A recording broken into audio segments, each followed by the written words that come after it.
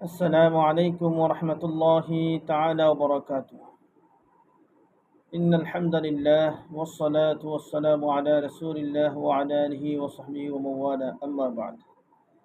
কাছে কিংবা দূরে, দেশ কিংবা প্রবাসী, যে যেখান থেকে দেখছেন ধারাবাহিক অনুষ্ঠান আহলে বাইতের মোহাব্বত, আজ 10ম পর্বে আপনাদেরকে জানাচ্ছি আন্তরিক অভিনন্দন ও মুবারকবাদ। আমরা আজকে যে হাদিস নিয়ে আলোচনা করব, আল হাদিস التاسع عشر أخرج الطبراني في الأوسط عن جابر بن عبد الله رضي الله عنهما قال خطبنا رسول الله صلى الله عليه وآله وسلم فسمعته وهو يقول أيها الناس من أبغضنا أهل البيت حشر الله يوم القيامة يهودية। ইমাম তবরানি আল আওসাত কিতাবে হযরত জাবির ইবনে আব্দুল্লাহ রাদিয়াল্লাহু তাআলা আনহু থেকে বর্ণনা করেন, তিনি বলেন, রাসূল সাল্লাল্লাহু আলাইহি ওয়াসাল্লাম আমাদের উদ্দেশ্যে একটি খুতবা দিলেন। আমি শুনলাম তিনি ইরশাদ করেছেন, হে লোক সকল, যে আমার আহলে বাইতের প্রতি বিদ্বেষ পোষণ করবে, রোজ কিয়ামতে আল্লাহ তাবারাকা ওয়া তাআলা তাকে ইহুদি করে উঠাবেন। নাউযু বিল্লাহ। আল হাদিসুল 20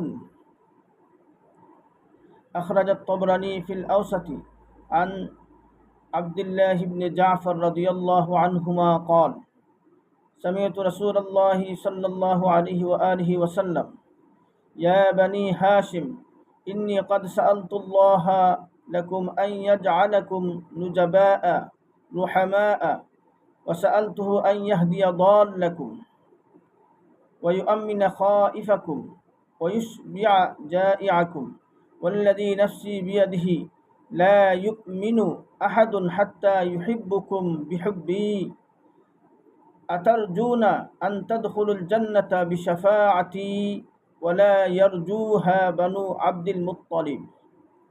ইমাম তবরানি আল আওসাত কিতাবে আব্দুল্লাহ ইবনে জাফর রাদিয়াল্লাহু তাআলা আনহু থেকে বর্ণনা করেন, তিনি বলেন, আমি শুনেছি রাসূল সাল্লাল্লাহু আলাইহি ওয়াসাল্লাম ইরশাদ করেছেন, হে বানু হাশিম, আমি তোমাদের জন্য আল্লাহর কাছে প্রার্থনা করেছি, আল্লাহ যেন তোমাদেরকে অনুগ্রহশীল এবং দয়াবান বানান। আমি প্রার্থনা করেছি, আল্লাহ যেন তোমাদের গুমরাহকে হেদায়ত, বিধকে নিরাপত্তা এবং ক্ষুধার্তকে তুষ্টি দান করেন। সেই সত্তার শপথ যার হাতে আমার জীবন, কেউ ততক্ষণ পর্যন্ত মুমিন হতে পারবে না যতক্ষণ না সে আমার মহব্বতে তোমাদেরকে মহব্বত করেছে। তোমরা কি আশা করো আমার শাফায়াতে জান্নাতে দাখিল হবে, আর বনু আব্দুল মুত্তালিব এই আশা করবে না? প্রথম হাদিসে আল্লাহর হাবিব সাল্লাল্লাহু আলাইহি ওয়াসাল্লাম ইরশাদ করেছেন, যদি আহলে বাইতের প্রতি কেউ বিদ্বেষ পোষণ করে, আল্লাহ তাবারাকা ওয়া তাআলা রোজ কিয়ামতে তাকে ইহুদি করে উঠাবেন। নাউযু বিল্লাহ।